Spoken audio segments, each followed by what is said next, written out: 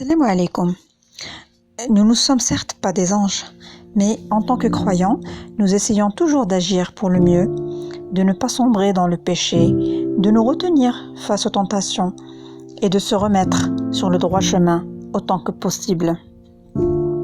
Parfois, nous commettons des péchés dont nous ne sommes même pas conscients. En effet, le prophète sallallahu alayhi wa sallam a dit « Le serviteur peut, sans y prendre garde, prononcer une parole qui lui vaudra la satisfaction de Dieu, et grâce à laquelle Dieu l'élèvera de plusieurs degrés. Il se peut également qu'il prononce, sans y prendre garde, une parole qui lui vaudra la colère de Dieu et qui le précipitera en enfer. Astaghfirullah. Parmi Asma Allah al-Husna, soit les noms et attributs parfaits de Dieu, on trouve Al-Ghafour, le tout pardonnant, Al-Ghaffar, l'infini pardonneur, Al-Afou, celui qui efface les péchés, et At-Tawwab, celui qui accepte le repentir. Tous ces attributs nous interpellent sur l'importance d'intégrer l'istighfar dans notre quotidien. Un homme est venu se plaindre auprès d'Al-Hassan al-Basri de la sécheresse de son jardin. Il lui dit alors « Implore le pardon d'Allah ». Un autre est venu se plaindre de ne pas avoir d'enfant. Il lui a également répondu « Implore le pardon d'Allah ». Un troisième est venu se plaindre de la pauvreté. Il lui a répondu « Implore le pardon d'Allah ». Un homme qui était présent a dit à Hassan al-Basri « Toute personne qui vient te voir, tu lui réponds « Implore le pardon d'Allah ». Al-Hassan lui a répondu « Je ne vais pas aller au-delà du Coran ». Puis, il lui a récité le verset de Sourate Nuh. « Implorez le pardon de votre Seigneur, car il est grand pardonneur, pour qu'il vous envoie du ciel des pluies abondantes et qu'il vous accorde beaucoup de biens et d'enfants, et vous donne des jardins, et vous donne des rivières. »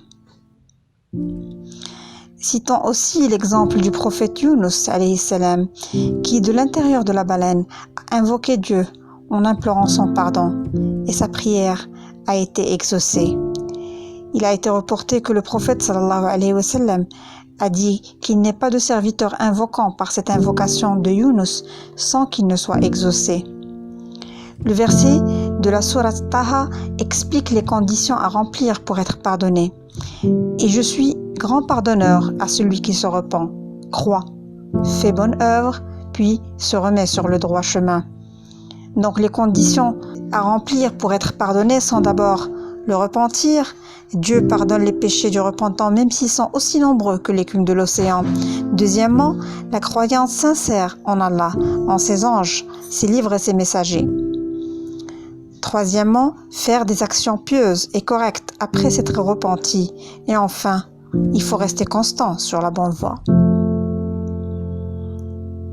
J'ai gardé le meilleur pour la fin. Le prophète sallallahu alayhi wa sallam nous a transmis la meilleure formule dite Sayyid al-Istighfar, que je vous laisse aussi en phonétique en barre d'infos. Le prophète sallallahu alayhi wa sallam a dit que celui qui fait cette invocation en étant convaincu dans la journée et meurt dans la même journée avant le soir fera partie des gens du paradis, et celui qui l'a dit de nuit en étant convaincu et meurt avant l'arrivée du matin fera partie des gens du paradis. Faisons-en un rituel matin et soir avec intention, en étant conscient de son importance.